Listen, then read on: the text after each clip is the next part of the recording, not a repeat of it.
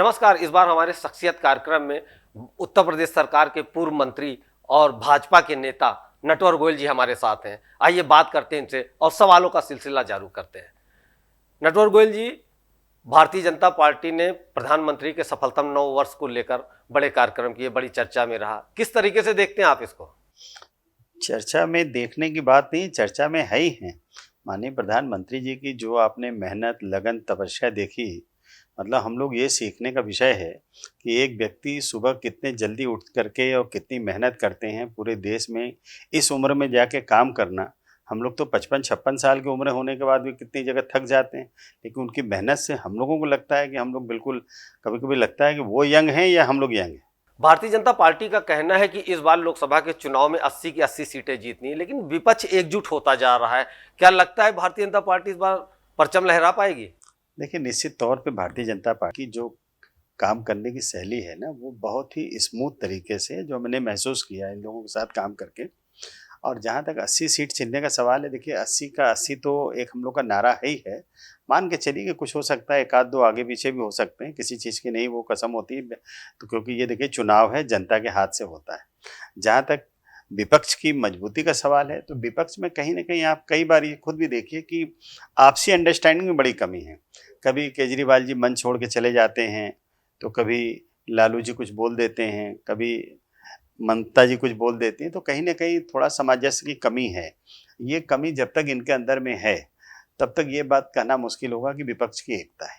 Bharatiya Janata party की बात करें तो पिछले 6 सालों में कई प्रदेशों में सरकार नहीं रही है। क्या लगता है भारतीय जनता पार्टी का रुझान अब पहले से कम हो गया है? नहीं, नहीं, कम नहीं हुआ है। कहाँ कम हुआ बताइए? जहाँ तक इसका सवाल है, देखिए कहीं न कहीं कुछ जगह हो सकता है जनता चेंज चाहती है। आपका दिमाग होगा, आप जो कह रहे होंगे साउथ में, तो साउथ में ठीक है, लेकिन बाकी अन्य राज्यों में देखिए ना कहाँ तक हम लोगों की पकड़ है।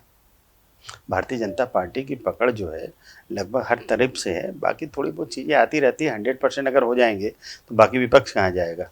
2023 के अंत में कई प्रदेशों में चुनाव होने जा रहे हैं। जैसे मैं आपको बताऊं कि मध्य प्रदेश, राजस्थान, छत्तीसगढ़, तेलंगाना, मिजोरम, इतने प्रदेशों में चुनाव होने जा रहे हैं। क्या लगता है कि भारतीय जनता पार्टी चुनाव जीत पाएगी यहाँ पर? 100%, 100% जीत जाएगी, इसमें कहीं से कोई दो राय नहीं है।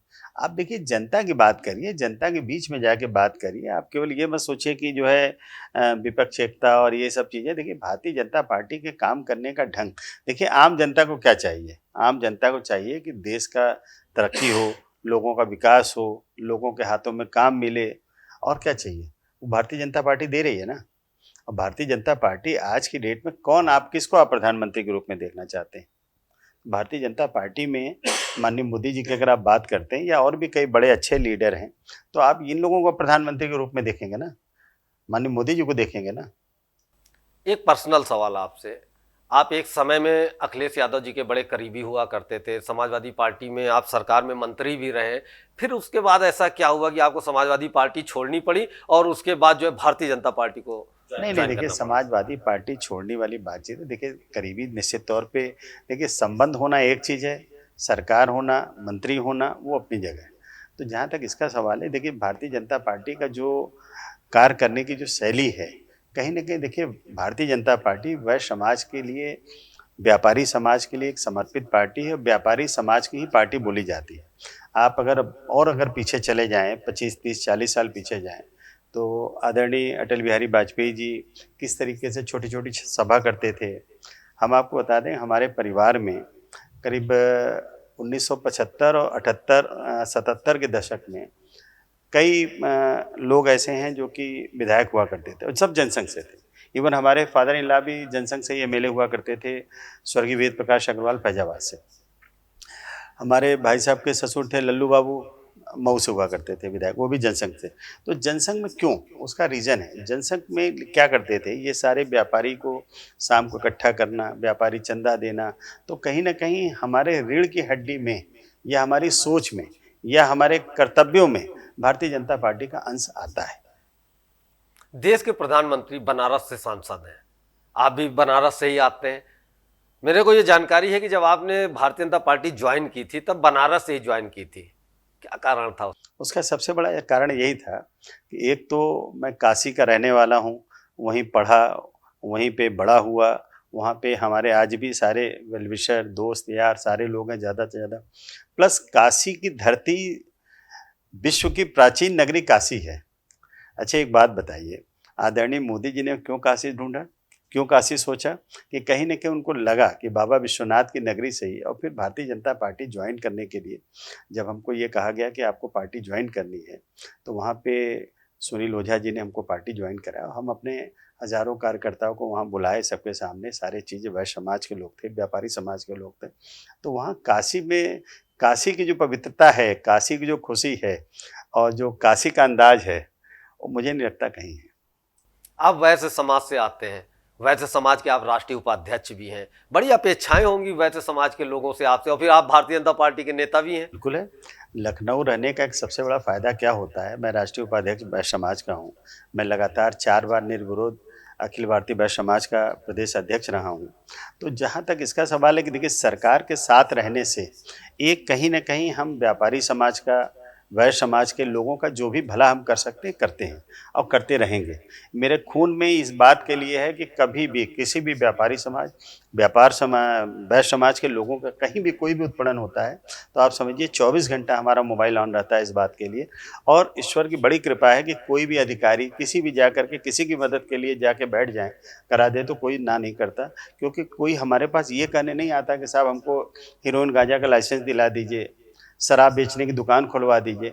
जो भी व्यापारी है, व्यापारी व्यक्ति बहुत ही सहनशील होता है और हम लोग ऐसे परिवार से भी आते हैं। हम वास्तविकता ये है कि हम भी व्यापारी परिवार से हैं। हमने बहुत अच्छे नज़दीक से देखा है कि किस तरीके से व्यापारी सुबह 6 बजे से अपनी दुकान खोल के बैठता है। व्यापार, एक बात समझ लीजिए भाई साहब, व्यापार ही एक ऐसी चीज़ है जो देश के विकास के रीढ़ की हड्डी है। अगर व्यापारी टैक्स न दे, व्यापारी व्यापार न दे, आप देखिए कोरोना में सबसे पहले कौन हाथ बढ़ाया? वैश्य समाज के लोगों ने। सबसे पहले अन्न लेके कौन दुकान से निकला? वैश्य समाज के लोग। वैश्य समाज के लोग पैकेट में अनाज ले लेके घर घर जाके बांटे, रेडी स्टॉक लेके बांटे, जाकर के खाना बना के, घर की औरतें, हमारे परिवार की औरतें पूड़ी बना बना के, आलू सब्जी ले लेके घर घर जाके दी, अस्पतालों में जाके बांटी। तो ये मान के चलिए कि वैश्य समाज का कोई जवाब नहीं है किसी भी तरह। आंकड़े भी बताते हैं कि वैश्य समाज अपने आप में आर्थिक स्थिति से काफी आर्थिक मजबूत स्थिति, रहता है, अगर और आज समाज की आप कहीं भी बात चले करें तो। जाइए, कोई भी अगर धर्मशाला उठा के देख लीजिए, स्कूल कॉलेज देख लीजिए, इवन तालाब से लेकर के, पोखरा से लेकर के और आपका कुआं, जहाँ भी आप चले जाइए, सबसे ज़्यादा दान देने में अगर आप देख लीजिए तो वैश्य समाज है। तो वैश्य समाज का कोई जवाब नहीं। मीडिया के पास जो इनपुट आ रहे हैं कि नटवर गोयल जी को जो है भारतीय जनता पार्टी राज्यसभा भेजने की तैयारी कर रही है। देखिए, मैं भारतीय जनता पार्टी का एक सिपाही हूँ। जो जिम्मेदारी हमको दी जाएगी, उस जिम्मेदारी का ईमानदारी, लगन, तपस्या से पालन किया जाएगा। और भारतीय जनता पार्टी में एक अच्छी बात ये है, अभी देखिए सामने मेयर का इलेक्शन हुआ, काफ़ी बड़े बड़े नाम आ रहे थे, लेकिन एक ऐसा नाम आया जिसको बहुत लोग नहीं जानते थे, अचानक आया। तो देखिए, ये कहना भारतीय जनता पार्टी के लिए बड़ा मुश्किल होगा। लेकिन फिलहाल मैं अपनी तरफ से किसी तरह का कोई दावा नहीं कर रहा, न किसी तरह की कोई मांग की है। बाकी नेतागण जो भी चाहेंगे, जो भारतीय जनता पार्टी के लीडरों को लगेगा, जो जिम्मेदारी देना चाहेंगे, मैं उसको स्वीकार करूंगा। केंद्र सरकार कॉमन सिविल कोड लागू करने की पूरी तैयारी कर रही है, इससे देश पर क्या असर पड़ने वाला है? वो ठीक चीज़ है ये। एक बात बताइए, जब आप अपने परिवार में 5 लोगों के बीच में सबकी अपनी अपनी दिमाग चलने लग जाता है, तो आप देश में कहाँ से चला पाएंगे इस चीज़ को? एक निशान, एक प्रधान जो आवाज़ दिया था, वो वही आवाज़ पे काम करना चाहिए। ये बहुत अच्छी बात है। अगर आप देखें ना कहीं देश की आधी आबादी किसकी है? महिलाओं की। कितना शोषण होता है कई बार। अगर एक वर्ग की बात कर लें, मुस्लिम वर्ग की बात कहते हैं हम तलाक तलाक तलाक किए, फिर उसके बाद उनके बाद दूसरी तीसरी शादी का ऑप्शन आ जाते हैं। ये क्या मतलब होता है? कहीं ना कहीं देखिए, हमें ये देखना पड़ेगा, एक महिला होना क्या जुर्म होता है क्या? महिला होना जुर्म नहीं है। महिला के साथ सोचिए कि जो काम महिला कर लेती है वो हम कभी नहीं कर सकते। जो आज की डेट में अगर आप देखें तो ऑटो तक महिला चला रही हैं, पेट्रोल पंप पे पेट्रोल भर रही हैं, किसी भी कंपनी के रिसेप्शन से लेकर के सेल्स में चले जाइए तो महिलाओं का बड़ा योगदान। इसके बावजूद घर में जाके शाम को पूड़ी बनाना, सब्जी बनाना, सारी चीज़ें घर का पूरा इंतजाम करना। माँ एक ऐसा शब्द है, चाहे उसको महिला के रूप में कहिए या जो जिस तरीके से, लेकिन जो महिला का जो काम है उनको पूरा अधिकार मिलना चाहिए। जो आप कह रहे हैं ना, ये चीज़ें जब तक नहीं लागू होगा, जब तक पूरा एक प्रधान, एक निशान, एक देश का नहीं होगा। कॉमन सिविल कोड आने के बाद जो है काफी चीजें बदलती हुई नजर आई। हाँ, निश्चित तौर पे। ये एक बात आप सोचिए ना, ये सोच अगर किसी के अभी तक क्यों नहीं रही, ये सोच क्यों माननीय प्रधानमंत्री श्री योगी मोदी जी की क्यों रही? निश्चित तौर पे कहीं ना कहीं मोदी जी को लगा ना, ये आप समझिए संस्थापक जो थे पंडित दीनदयाल जी, उन्होंने उस समय एक नारा दिया था ना, माननीय प्रधानमंत्री जी जाकर के उस समय कश्मीर में झंडा गाड़ के आए थे, देखते हैं किस माई का लाल में ताकत है। तो ये बात अगर कोई चौड़े से कह सकता है तो वो श्री मोदी जी ही कह सकते हैं। गोवा में यूनिफॉर्म सिविल कोड पहले से लागू है, उसमें बड़ी खामियां भी हैं, इसीलिए जो है विपक्ष इस बात की बात कर रहा है कि इसमें पहले चर्चा होनी चाहिए। हो जाएगी चर्चा, चर्चा क्यों नहीं होगी? और चर्चा कहाँ होना है? लोकसभा में होना है, राज्यसभा में। अच्छा एक बात बताइए, कोई भी चर्चा जब तक नहीं होगी, माननीय राष्ट्रपति जो उसका बिल नहीं पास करेंगे, उस पर चर्चा नहीं होगी, तो उसका जजमेंट कैसे आएगा? तो चर्चा तो होनी चाहिए, और चर्चा होना अच्छी बात है। देखिए, चर्चा होने से ही और चीजें आती है, डेवलपमेंट होता है, कोई अल्ट्रेशन है, कोई करेक्शन है, तो उसके अंदर सही हो जाएगा। देश के प्रधानमंत्री नरेंद्र मोदी मंच से गारंटी दे रहे हैं कि घोटालेबाजों को बख्शा नहीं जाएगा। बिल्कुल ठीक बात कह रहे हैं, बिल्कुल ठीक बात कह रहे हैं। और जिस तरीके से वो कह रहे हैं, क्योंकि देखिए उनके साथ एक अच्छी चीज क्या है, उनको न कोई घोटालेबाज से संबंध रखना है, न कोई संपर्क रखना है, न कुछ लेना है, न कोई देना है। तो ऐसा ही व्यक्ति ही देश चला सकता है, ऐसे ही लोग ही जांच करा सकते हैं। तो भी पिछले 9 साल की बात करें तो क्यों नहीं कार्रवाई हो सकी? जैसे मैं आपको बताता हूं, कोयला घोटाला 20 लाख करोड़, 2G घोटाला 1,76,000 करोड़, कॉमनवेल्थ घोटाला 70,000 करोड़, मनरेगा घोटाला 10,000 करोड़, व्यापम घोटाला मध्य प्रदेश में शिवराज सिंह चौहान का नाम सामने आया था। क्या हुआ? आज तक क्यों नहीं हो सकी? किसी की गिरफ्तारी नहीं हो सकी। ये आपको किसने का कुछ नहीं हो रहा है? देखिए, कुछ चीजें ऐसी होती है, कुछ न्यायालय में है, कुछ चीजें जांच का विषय है। अभी जब तक चीजें कंप्लीट ना हो जाए, तो आप ये थोड़ी है कि कोई जाएगा दरोगा उठा करके बंद कर देगा। सारी चीजें प्रोसेस से ही गुजर सकती है, और प्रोसेस पे काम हो रहा है, सारे अधिकारी हैं। चीजें कोई ऐसा नहीं है कि गए जनरल स्टोर की दुकान है, पार्ले बिस्कुट पैसा दिए लेके चलेगा, ऐसा नहीं होता। किसी भी घोटालेबाज को या उसको पर्दाफाश करने के लिए पूरे सारे इनपुट चाहिए, सारे वेपन्स चाहिए, सारे उनके पास। जब तक पूरे कंप्लीट डॉक्यूमेंट नहीं होगा तो कोई किसी पर ऐसे नहीं कर सकता। 2024 का लोकसभा चुनाव नजदीक आ गया है। भाजपा की वॉशिंग मशीन और मोदी वॉशिंग पाउडर की बड़ी चर्चा है। चलिए, चर्चा तो होती रहती है। ऐसा क्यों है कि मतलब कोई भी नेता आएगा और वॉशिंग मशीन में धो दिया जाएगा, बिल्कुल साफ हो जाएगा। पहले सरकार उसी पे आरोप लगाती है और उसके बाद जब आ जाती है भारतीय जनता पार्टी तो बिल्कुल पाक साफ माना जाता है उसको। ऐसा नहीं है, पार्टी पूरी तरह से जांच कराती है। अब आप एक बात सोचिए, आपने कहा ना कि हम बहुत निकट रहे माननीय अखिलेश यादव जी के, अब भारतीय जनता पार्टी में। तो आपको क्या लगता है रातों रात हम भारतीय जनता पार्टी में थोड़ी आए होंगे?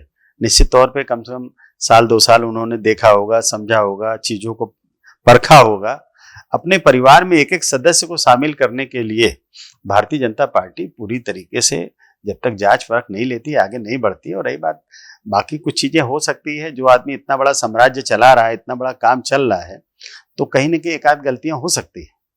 23 जून को विपक्ष की बैठक हुई थी। भारतीय जनता पार्टी का कहना है वो विपक्ष की बैठक नहीं थी, घोटालेबाजों की बैठक थी। हाँ, ठीक बात है, ठीक कह रहे हैं। ये क्या ममता जी पे आरोप नहीं है? उनके भतीजे पे आरोप नहीं है? लालू जी पे आरोप नहीं है? तेजस्वी यादव पे आरोप नहीं है?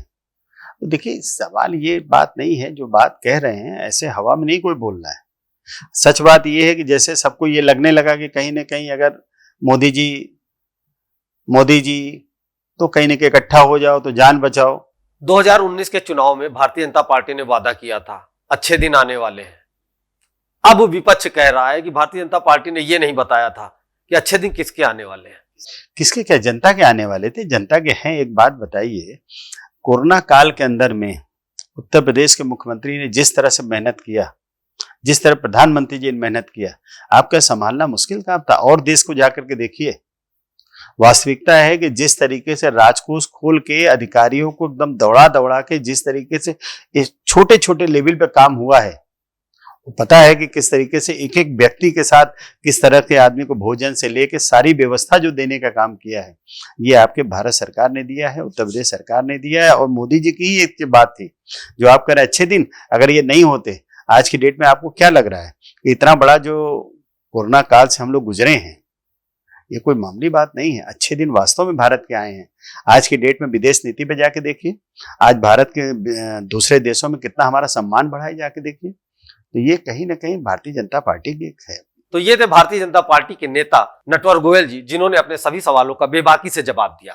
अब अगले प्रोग्राम में मिलते हैं किसी और शख्सियत के साथ। तब तक के लिए जय हिंद।